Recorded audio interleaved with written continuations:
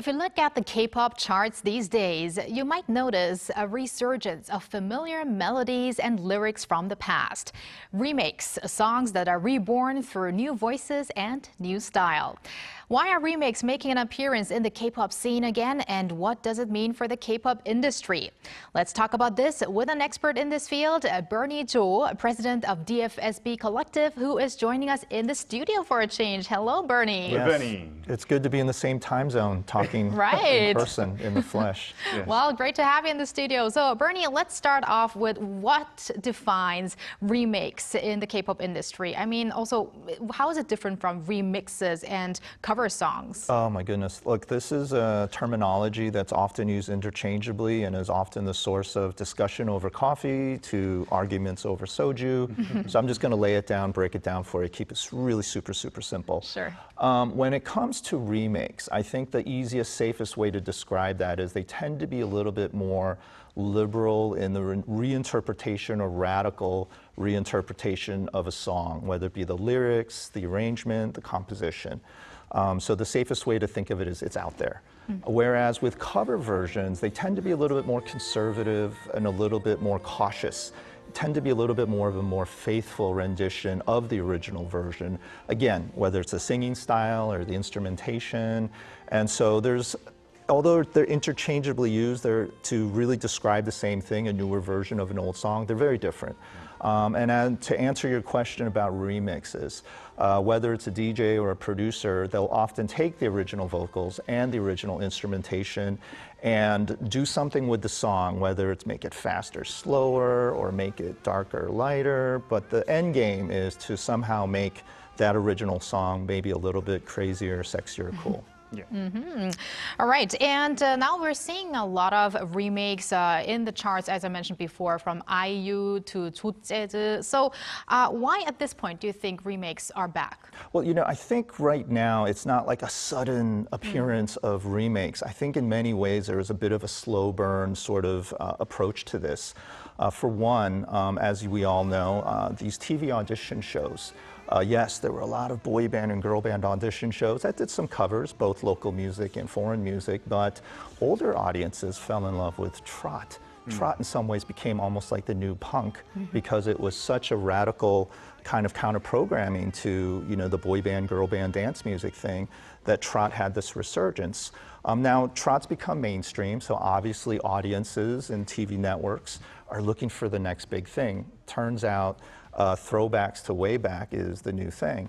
And in many ways, as much as we just mentioned IU, and we're probably going to talk about ZOZAZZ, in many ways the market was already kind of sort of prepared by, I'm just going to mic drop at the moment, is Rosé, Bruno Mars collaboration, Aparte. The reason that song was such a huge hit, obviously it was a great song, but it triggered something in people because it reminded people, especially at my age, of a classic 80s hit called Hey Mickey from Tony Basil. Right. And, you know, again, it was pretty obvious that it was sampled, but because the samples were redone, but more importantly, that original artist was credited, there's a new word we all need to know, interpolation, but which is another kind of sort of form of a remake. And because that song just became such a massive worldwide hit, not just in Korea, across Asia, beyond Asia, worldwide, the market was already now accustomed to this idea and this concept of remakes. And so when IU and ZOZAZZ, I mean, they're currently both holding strong on the top 5, remakes all of a sudden has become the hot topic. I definitely agree with you there, and it does remind me of Yes Mickey, which was a very popular hit.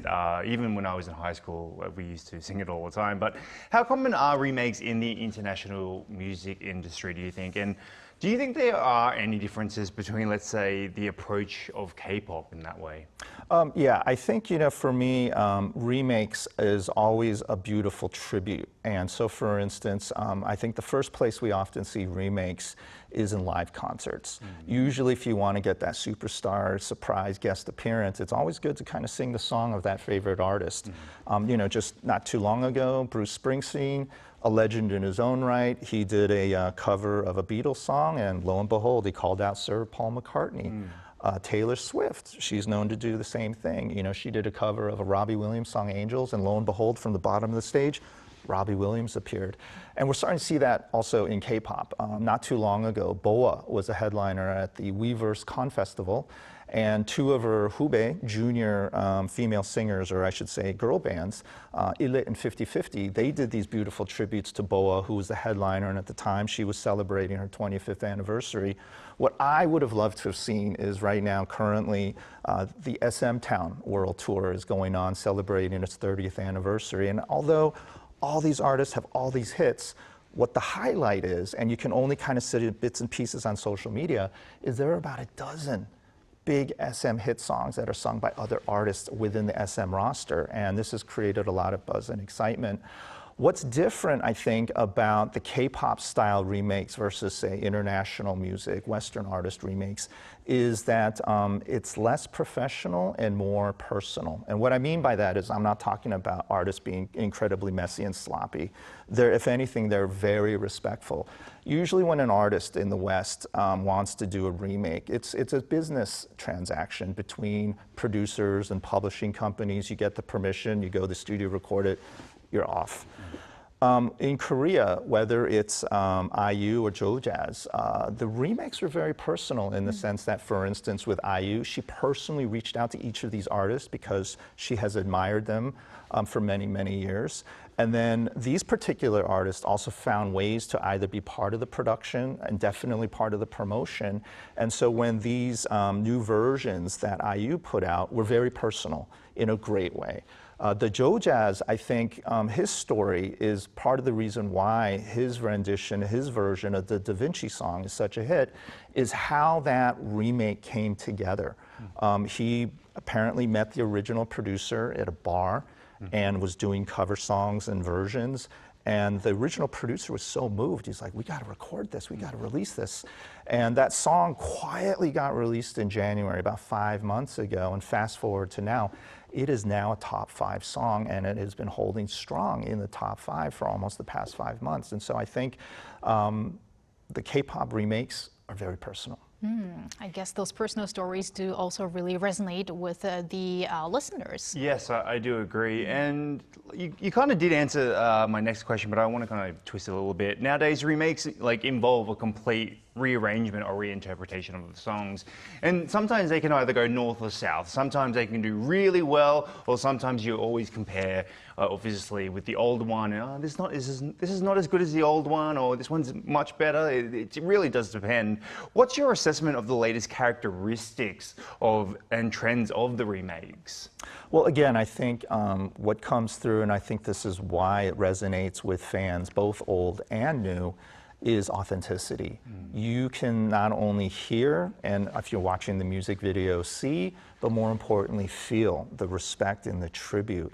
And it's a very delicate balancing act in terms of wanting to be somewhat faithful to the original, but yet be unique as well, right, so that you have your own little stylistic stamp on it. And so far, the artists that are doing very well with the remakes have figured out what that balance is, what that secret sauce is. If they can bottle it, I think we're going to see more remakes, but for the time being, it's working incredibly well for these two artists. And again, I think when we look at IU, she has had a series of these remake albums. You know, right now when she just dropped her latest one, this is the 3rd tribute album she's put out, and you know, all 6 of the songs on that EP all charted. And so I think you know, she has figured out a way to really resonate with audiences with respectful tribute songs, and it feels very genuine, feels very authentic. And again, she has figured out a way to not only satisfy her fans, but the original artist fans, and more importantly, new fans. Now, I guess as you just mentioned, remakes are popular among the older generation. I want to be careful with saying older generation, but older and younger generation. So what do you think this generation connection, how does it affect the consumption of K-pop? Well, you know, I think right now, and again, I think I mentioned it before, it's counter-programming. Just generally, if you see or hear more of the same, and more of the same, it turns out people have an appetite for something different.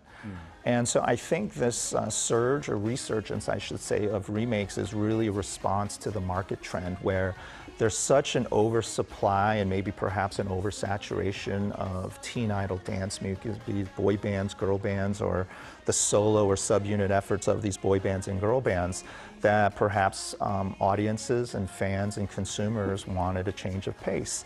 And I think the remakes in many ways sort of kills two birds with one stone, in the sense that you bring back something familiar but put a fresh twist to it. So obviously it still stays within the realm of K-pop, but in many ways goes a bit wider, broader, deeper. I'd love to talk to you about this all day, Bernie, but just quickly, are remakes more targeted at the domestic market, do you think? And how has the response been from overseas K-pop fans? That's a great question, and I think it's a tough question because, truth be told, I think it's still early. One of the things that sort of fascinated me last year was IU, who many people obviously consider very iconic in Korea. She had a sold-out world tour, and I think in large part that was due to the fact that many of her fans knew her from her acting and fell in love with her music.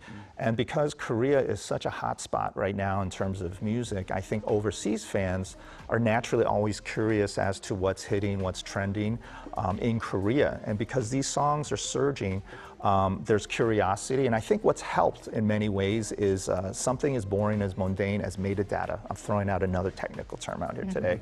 But essentially what's interesting and more importantly different about these re-releases, remakes, is the titles are now also known by the English translation titles, so that the original fans will still recognize it, but the new fans now know these classic tracks with English titles. And that is very much an outreach to reach out to overseas fans to not only discover, but more importantly, fall in love with these songs. Right. And finally, Bernie, what are your prospects in regards to remakes in the K-pop industry? You mentioned before it's probably going to continue, right? Yeah, I mean, as much as we want to think it's a collision or a convergence of coincidence, there are some, creatives in the industry who feel that there's something to it.